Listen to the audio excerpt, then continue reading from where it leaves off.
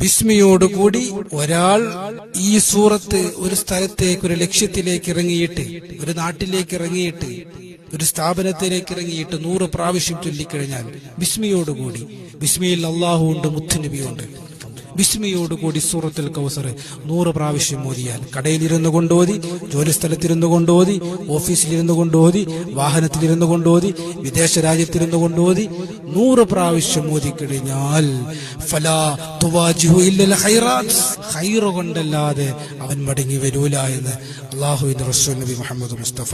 അവന്റെ കച്ചവടത്തിൽ ബറക്കത്തുണ്ടാകും, അവന്റെ ആ യാത്രയിൽ ബറക്കത്തുണ്ടാകും, അവൻ വാഹനം ഓടിച്ചു കിട്ടുന്ന ആ വരുമാനത്തിൽ ബറക്കത്തുണ്ടാകും, അവൻ അധ്വാനിക്കുന്ന കൂലിപ്പണിക്കാരനാണെങ്കിൽ ആ ഒരു കൂലിയിൽ അല്ലാഹു സുബ്ഹാനഹു വ തആല ഖൈറാത്തുകൾ കൊടുക്കും.